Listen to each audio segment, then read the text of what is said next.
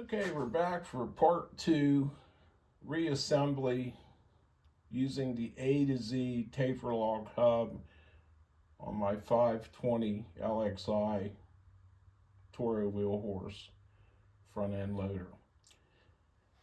I went ahead and cleaned up the shaft, and one thing to note, if you guys have to change this seal, you want to make sure that there's no sharp edges here, but this seal is okay, it's not leaking. And typically I run a piece of crocus cloth or foul over it, and then sometimes I'll put a piece of black tape long ways over this keyway and let it hang over the end and let the seal push on over top of that tape. I'd like to use what they call an oversized keyway. You can buy these on eBay or wherever. They're a couple thousandths thicker than the standard 1/4 inch key. And they call them, I'll show you what they call them, if you can read that or not. This is 1/4 by 1/4 plus size, they call it. You can get those on eBay. They tend to take up a little bit of this space because these keyways are, they get waddled out, they get loose, and they're a problem. So I'm going to go ahead and slide the seal protector on. I don't know how much good it's going to do in this case, but I want to put it on there anyway. Put my keyway in. I went ahead and mic'd this shaft. Or I guess, for lack of better words, measured it. I didn't have the correct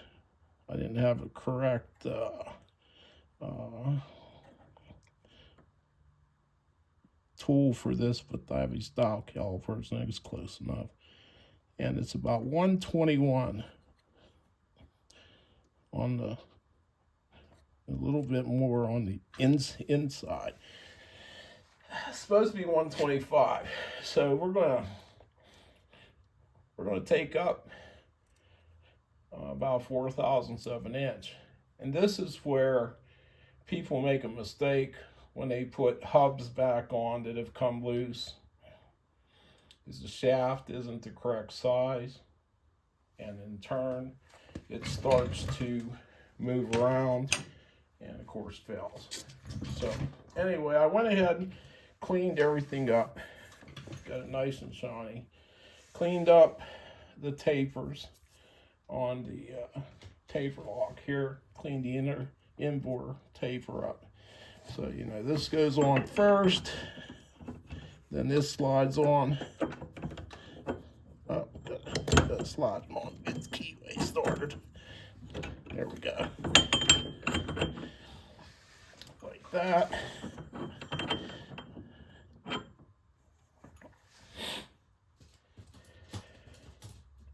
Install these bolts to tighten the taper up. And I'm going to be honest with you, I like putting a little bit of oil on them. That's out of my old bush mechanic days. I never tightened or torqued threads up that were dry. Just most of our torque specs were wet, and I'm going to go ahead and assume these are wet specs too. Now I wanted to show you something else on this taper setup. This has a set screw in it here, and on a shaft that's not captive, that doesn't have a captive keyway, where the keyway sticks all the way out the end of the shaft, you would tighten that set screw down onto the keyway to keep the keyway from working its way out. So I'm going to go ahead and tap this taper on flush with the end of the shaft here in a minute. Get these tightened up a little bit. Then we'll start using the torque wrench to go around them, you know.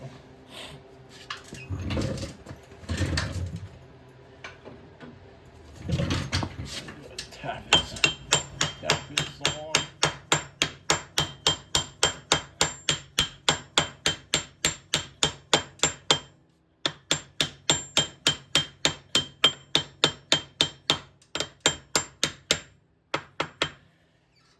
That looks pretty good. It's about flush. And I got my torque wrench set at 20 inch-pounds, and we'll start going tightening this bad boy up. Let me get this light out of my way here a little bit.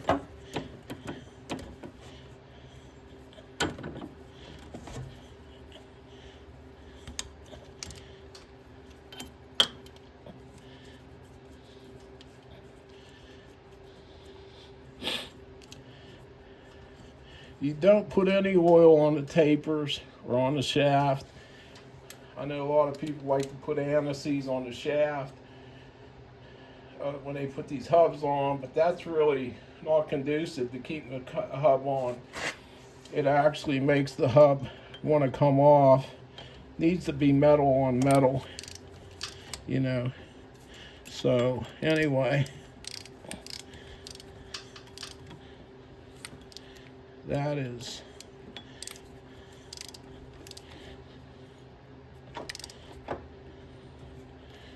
what goes on here. I'll tighten this up.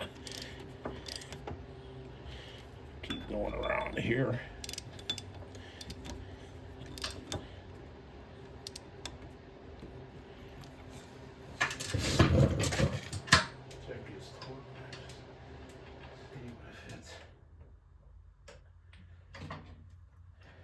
Alright, we'll go ahead and run it up.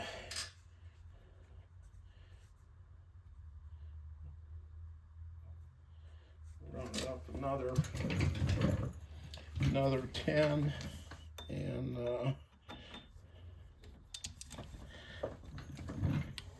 yep, you can hear the torque wrench click.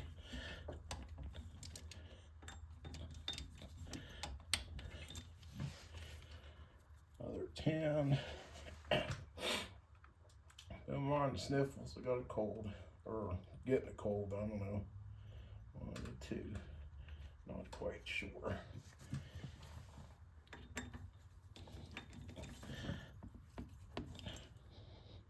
Oh, tightening up the thing, huh?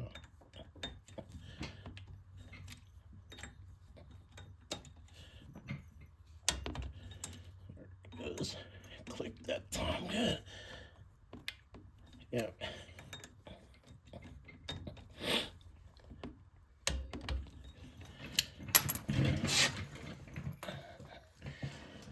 The instructions say we gotta take it all the way up to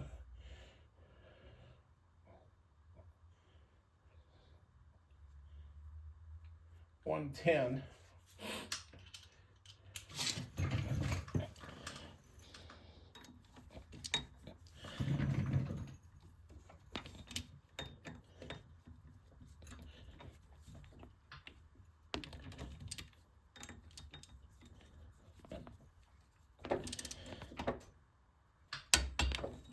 Okay.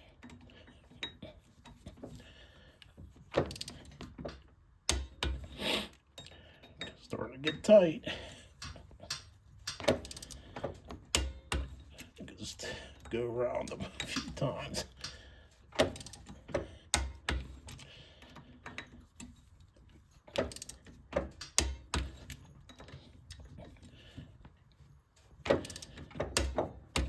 It's pretty interesting how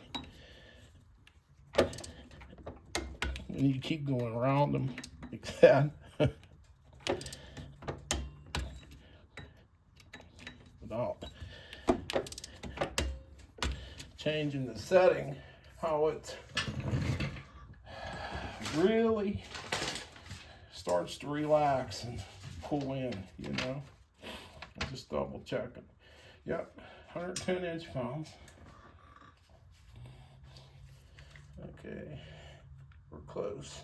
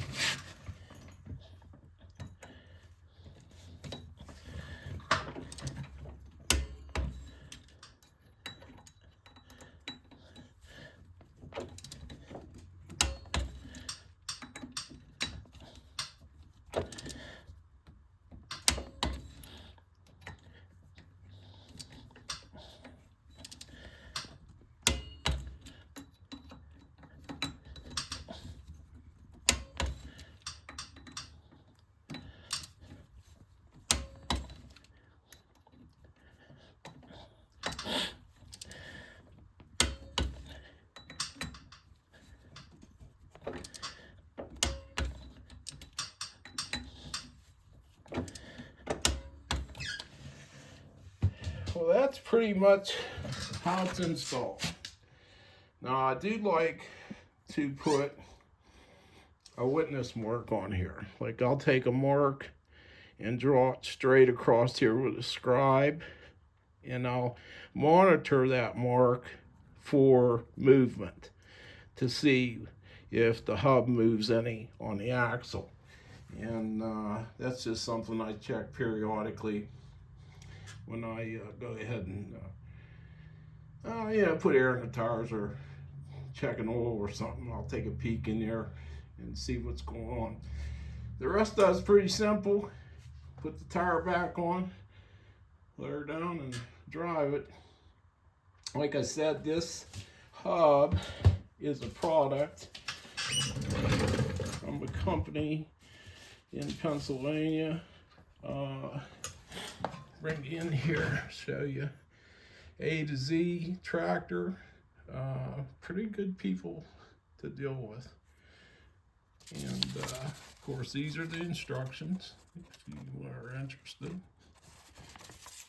It's a little pricey, but you don't have to take the rear end apart to change a bad axle. I got 150 317 delivered. I wasn't smart enough to buy one out at the show and save the delivery instruction or cost, but you know how that is.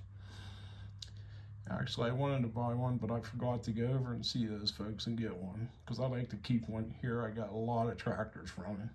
They make this in 1 1/8" shaft configuration, and they make it in a 1" shaft configuration. You just have to tell them which one you want for your wheel horse.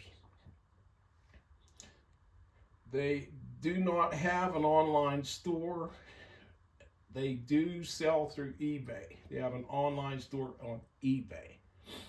You can actually call them and order also, but they, if you want to buy something online, you got to buy it through eBay. They do have a website, and there's a lot of different parts they have. They have several parts. Here's their business card. You want to see that? And like I said, they're pretty nice folks. Okay, that's it. I'm gonna put this tire on and get ready. Supposed to get 7 inches of snow. We'll see what happens. See ya.